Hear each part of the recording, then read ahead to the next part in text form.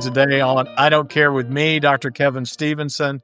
Always appreciate you taking time out of your busy schedule to listen to what I have to say, and more importantly, listen to what my guests have to say. Today's guest is somebody that I saw someone shared a post of theirs on LinkedIn that greatly intrigued me. And he speaks the truth. He says things that a lot of us want to say and are sometimes a little concerned about saying. But anyway, let's get started with Wayne Gillis, who's president and CEO of Rehoboth McKinley Christian Healthcare Services in Gallup, New Mexico. So, Yes. Wayne, welcome. Thank you, Kevin. I appreciate it. Happy to be here. Thanks. It's great to have you. Well, before we get into your blog post, I'd really like to hear a little bit about life in rural healthcare, particularly in New Mexico, because there are a lot of challenges out there, aren't there? Yeah, that's an understatement. I think this state, when you think about some of I'll hit malpractice as kind of one of the biggies that really is a challenge for all the hospitals in New Mexico, but definitely in rural healthcare. When we look at no caps on punitive damages, it really puts a hospital like our size really at risk. The other challenge coupled with that, as this has continued and we've continued to have more, larger claims. I think last year there was one of the largest claims that had ever been. It was 412 million that was out of Albuquerque.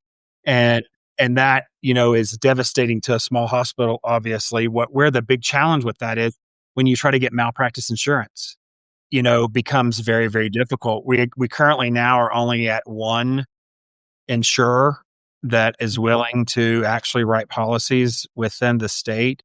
And if that, was to change, then it would really be pretty devastating. The other piece to that is when you look at private practice or private practice groups, they're in the same boat. And Mhm. it is significantly limiting our ability to be able to recruit physicians because of the risk, right? Either one's to partner with us and be employed. And even if they are employed and they're covered under the malpractice piece, we are covering them. It's still something potentially because people are kind of, risk averse if you think about it. And that is definitely not the case here. A lot of people will tend to sue for a whole bunch of stuff because they can actually get a payday. And so all that stuff goes on a provider's record, right? So that also is a deterrent for them to be able to want to come. The other thing I think for us, as we look at, it's a large state, there's around 3 million people in the state. And when we look at the population and the distance between some of the rural hospitals and the population that we serve, it's a pretty large geographic area. Sure. And so we have a pretty big deficit, I guess, if you will, related to, appointment cancellations. People have actually real life issues like transportation. It's a big deal. Yeah. Here we don't have transit systems, right, that go on the reservation and will pull people out there so they can come to their appointments. And so that is a big challenge. Probably the third thing for us is recruitment of staff. When you think about, in a larger area, you've got a lot more to pull from. We kind of have a puddle instead of a pond.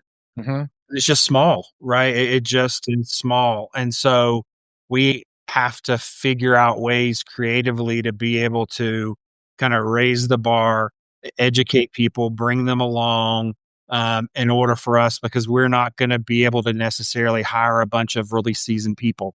We're going to have to train them up is how we'll have to do it here. Yeah, yeah. Well, it's interesting that you say that because I'm here in Central Texas in a community of about 160,000 people, and we face the same issues. Yeah. Because we have people, you know, healthcare people are wanting to live in the larger cities like a Dallas, Fort Worth, or Austin, and so we face a lot of those same issues. And ironically, one of my former residents is an associate administrator in Silver City, New Mexico, and he has said the same thing Yeah. about the challenges in recruitment there. Um, so tell me a little bit, and I spent some time in outstate Nebraska, so I know really well where the geographic, uh, concerns that you have.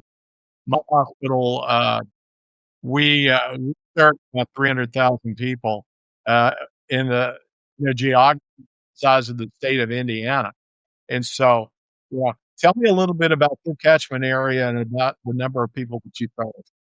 Yeah, we have so for us, it's probably about a 125-mile radius. Mhm, So it's a and I would say in that 125-mile radius, we probably support 80 to 100,000 people, and there's mhm, a blend of that. We're the only acute dialysis kind of in our probably within 150 miles, okay, and so that we get a lot of, patients that get referred over from the Indian because we have the Indian hospital is actually right in the same town with us. okay, There are services that they don't do, mhm, and so that is probably one of the biggest draws that we have from the Indian hospital is related to kind of acute dialysis, catheter placements, etc. mhm, The biggest challenge, honestly, for us is on the reservation. There's still so many people, it boggles my mind, honestly, that don't have running water, don't have yeah, electricity still. And so that becomes really a challenge on discharge, right? Trying to figure out how do we support them. Somebody's a diabetic. They don't have a way to keep their insulin cold. I mean, it's just those challenges that I hadn't honestly experienced, yeah. previously, to this magnitude before. Yeah, that's amazing, and I've spent some time in Kentucky as well, facing some of those very similar issues. Um, I was there in the late '90s and was still so shocked that that people didn't have running water, Yeah. but it was real, and Yes. so we Yes. same thing, we had to face a lot of that. So, with you being on Interstate 40, is Albuquerque your tertiary destination typically? Yeah, it is. Okay. I Yeah. thought it might be. And so how far is that? Hour and 45 minutes. Oh, good grief. Okay. Yeah. And probably, I would say, if we've got something acute that we can't handle, we'll fly them. So Yeah. that the majority of the time it's being flown by a helicopter. Okay. I would hope so. That'd be a little difficult to drive. Yes. So let's dig into some of your blog posts that I just loved. The one really caught my attention. It's so timely. When you said the most dangerous room in healthcare might be the boardroom, you know, elaborate on that because I totally agree with you. And I meant it from multiple contexts, from absolutely the boardroom standpoint of actually having the board there, but also thinking about the boardroom because most places, will have your mid levels, the executive team meets in the boardroom most of the time. And there's so much at that we sometimes, as and some of it's, I think, ego related as it relates to kind of us as leaders and feeling this compelling desire that we need to know the answers, right, and we need to be able to solve this. And a lot of us that are executives and leaders want to be problem solvers, and so they do want to make things better, and their heart's in the right place. But there is so many times that we do not have the right people sitting around the table, and so we are making decisions or designing processes or designing programs, and we are doing it too far away from where the work's actually being done.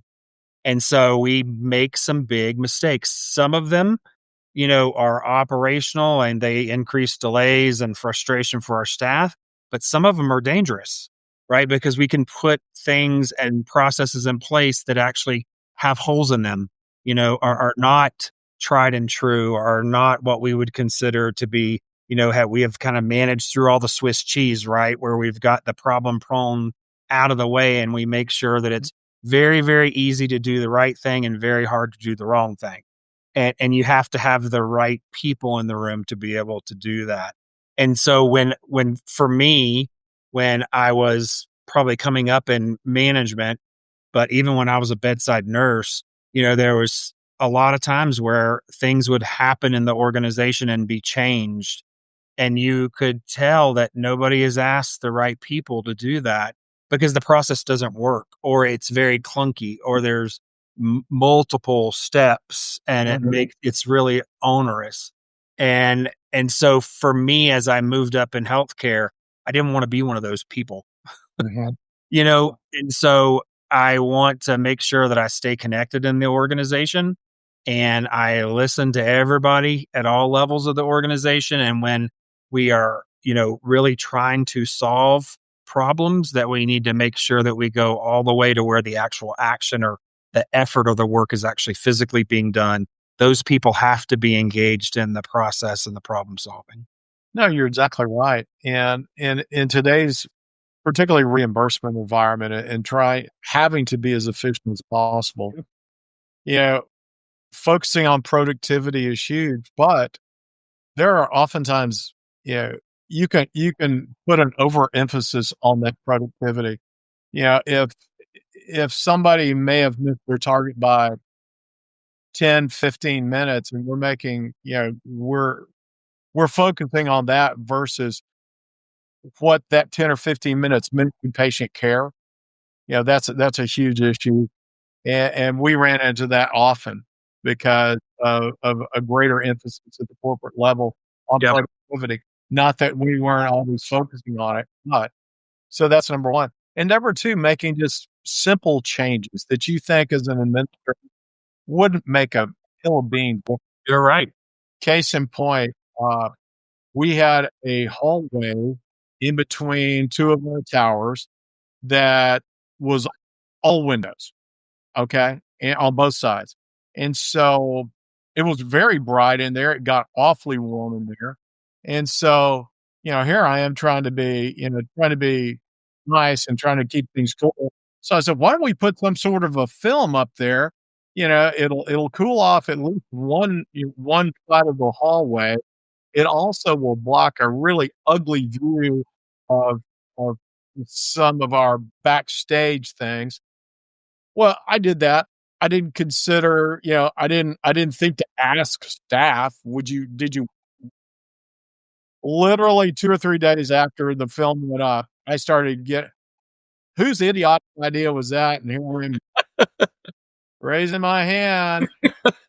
I'm trying to make it cooler. Well, now it's ugly. It's dark.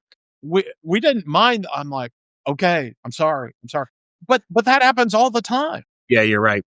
And it's not there's not decisions made to be contrary. You think you're helping, but Yes. if you involve all the right people, they fall flat on their face.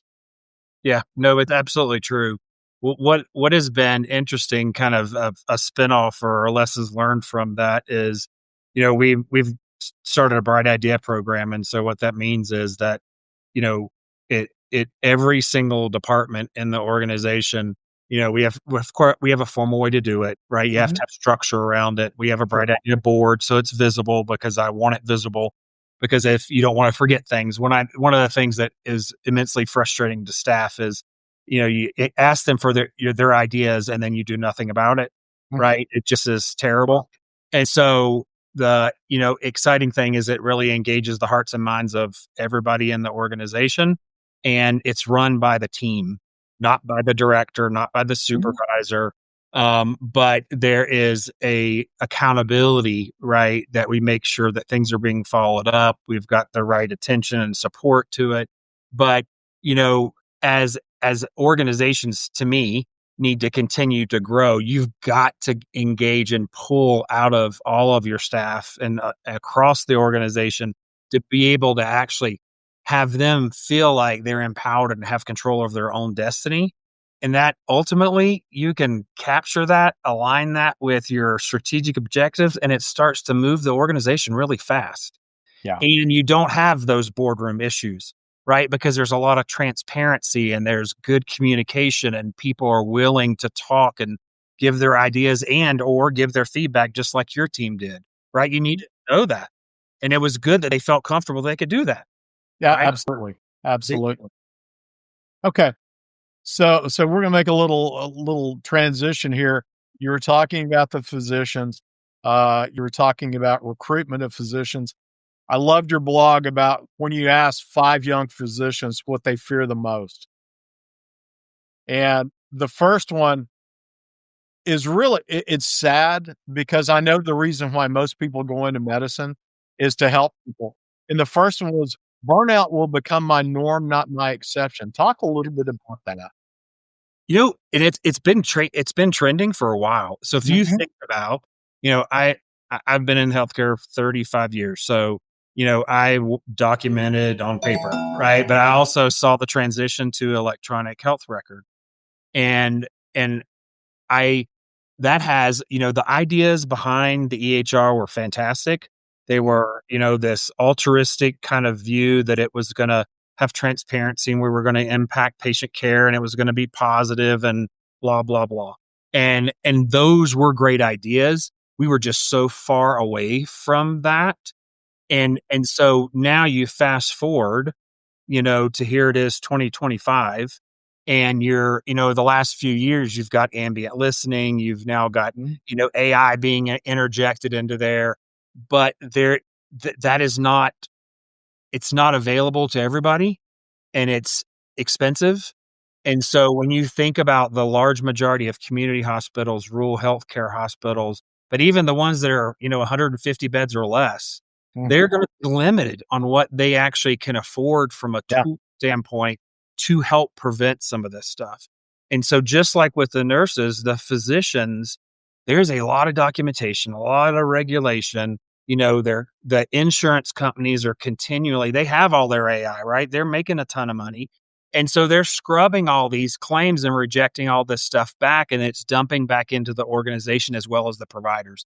And they're Mhm. feeling that pressure. And that has just continued to build and build and build.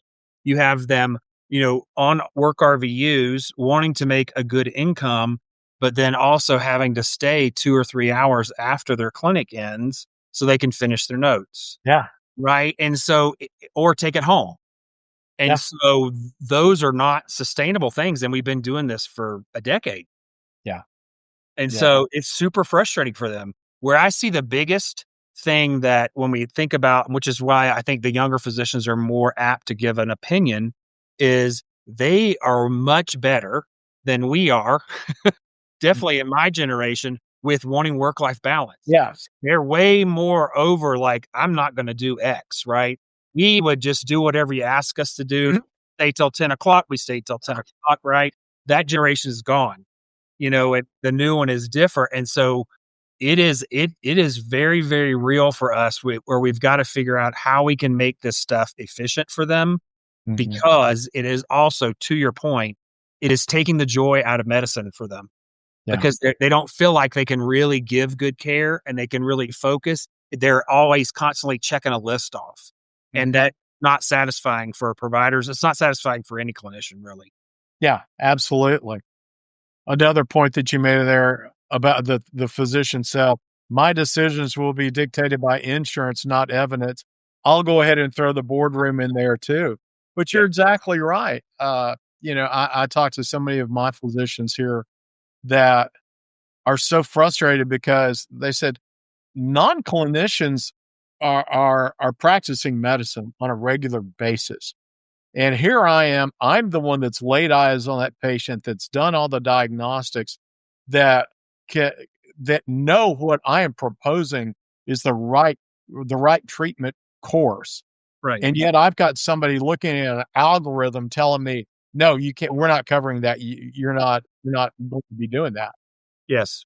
And back to what you were saying as far as involving your staff in decision making, making sure that the physicians are involved in decision making within the hospital is also huge to me, because everything you and I do as administrators directly affect them.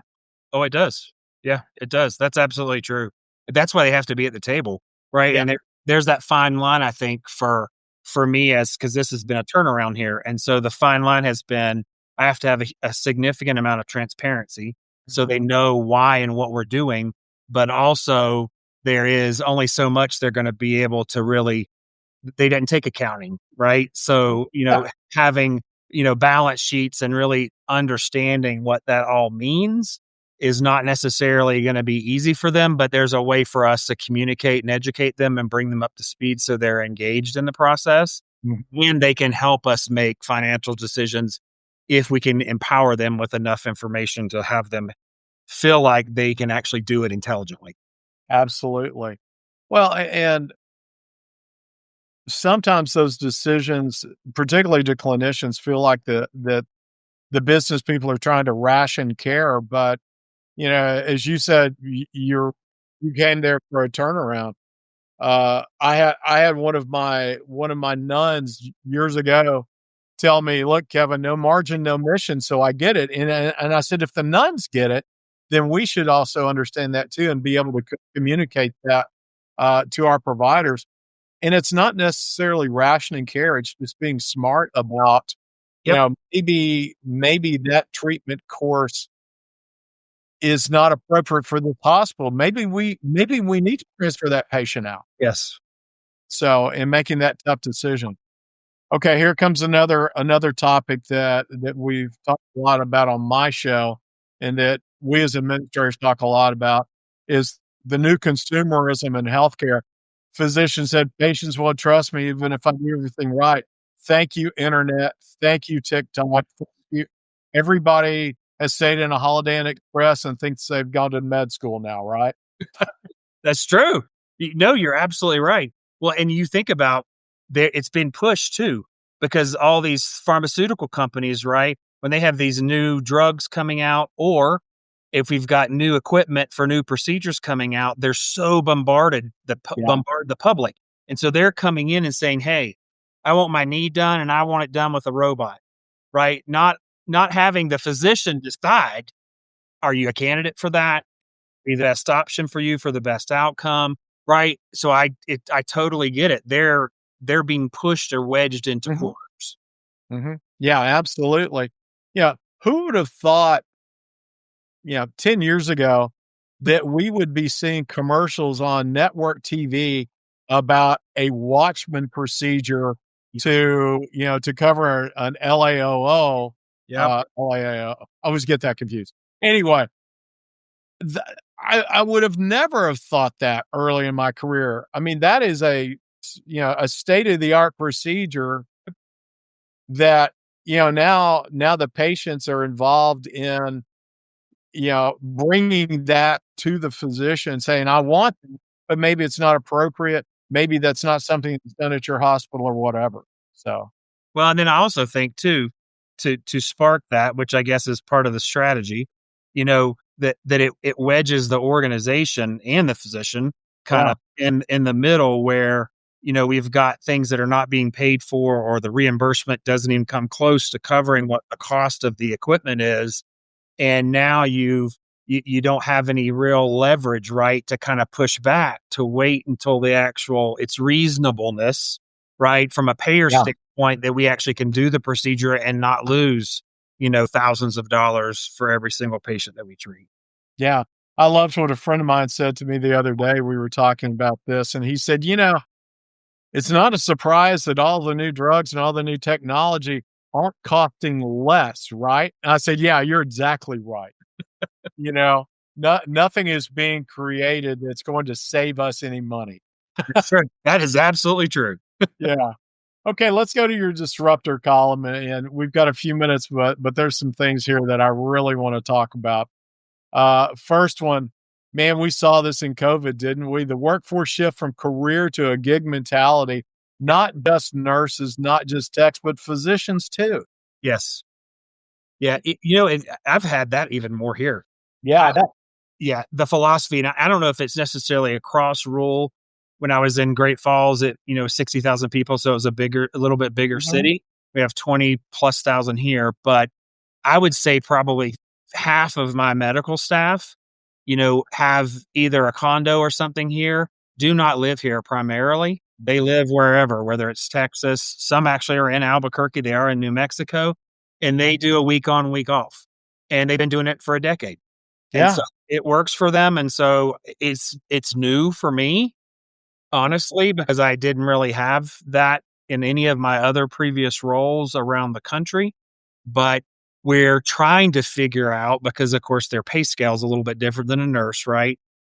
Where we have some staffing options that are going to be like that, especially for echo techs, Yeah. ultrasound techs, some of those kind of one or two really high, they're hard to find. There's not a ton of them out there, but Mhm. to try to figure out how can we be flexible with that so we can get the right level of talent but not force them to have to live in a rural community that they don't wanna live in. Yeah. Well, and again, we face that here, as I said earlier, here in Waco. Waco is a great town, but it's Yeah, not a great town if you're a young single person. I'm totally honest with that. And so, you get out of school, you wanna go, and the work-life balance comes into play here. They want to be able to go to restaurants, clubs, yep, cultural events, whatever. We have some of that here, but we don't have the magnitude that a Dallas, Fort Worth, or an Austin has by any means. And so it's been difficult recruiting and retaining here, and hence the reason why even we in a city of this size ended up having to rely so much on contract nursing over the yeah, last 4 to 5 years. So, okay, so, um, here's another one, and this scares me to death. You call it the quiet rural collapse. Talk about that, and not just in OB and peds, just throughout. yeah. I think that and so there's multiple things that I think are feeding into this. One, absolutely OB and peds. You see I see on Becker's, like, every single week, there's more OB, units, that are closing around the country. And part of that, I think, is being even multiplied in a negative way from the standpoint of we have less babies being born. Yeah. There's less pregnancies, right? And so then spread that across the average, and there's a competence issue. I know for us, and it's probably the same in some other smaller communities where you have to do a certain amount of labor. Mhm. You have to deliver a certain amount of babies to have your staff remain competent. Yes. And so that's one barrier. The second barrier is that what is being required, where they want laborists, they want OB, obstetricians, they want midwives, the staffing for that for such a low reimbursement, it's an absolute tank related to reimbursement, right? I know our hospital friends that are about an hour from us that still have OB, they're losing about 1.5 million a year. Yeah. And it and so when you especially for us, we got a turnaround, we can't afford that to do that. But Mhm. then when you think about the other aspects of healthcare, when you look at specialists from a cardiology standpoint, endocrinology, dermatology, there's just a lot of those specialists that you need to be able to keep the healthcare health of a community in a good place. But even we have long, long waits, 6 months to get into a cardiologist in Albuquerque. You Sure. know, if you've got somebody that has some taking time bomb, right, that it takes 6 months, they could have expired Yeah. between then. And it's not that the physicians don't wanna do it, it's there's not enough of them. Oh, no kidding. Well, I mean, we face the issue in neurology here in Waco. Yeah, As I said, our catchment area, there's 500,000 people here, and we're an hour and 45 from both Dallas Fort Worth and Austin. In our town, 1 neurologist, 1. And and and it's funny, and I know you've experienced the same thing I have, that over the last 10 years, a neurologist 10 years ago did everything, and now a neurologist's a neurohospitalist, or you're just stroke, or you're just, movement disorder, or you're, just doing outpatient, and so how are you gonna find somebody to meet your community need if there might be 5 of those coming out of school every year? Well, yeah, that's yeah, it is a challenge. We're having to embrace technology yeah, when we think about all in telemedicine. your own. Yep.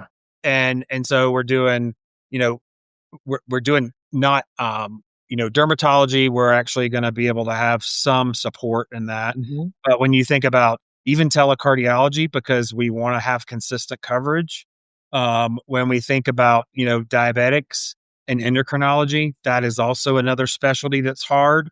Yeah. All the psych behavioral health piece can be done telemedicine. Even when we think about the support for hospitalist programs at night, Mhm. be supported by telemedicine. And so we're having to figure out how do we embrace that. It's a very different way, though, Yeah. to do medicine, especially in the acute care setting. Yeah, absolutely. The stroke, I think people got used to, and so they kind of but now going into these other specialties, people are kind of like, they're really uncomfortable with it.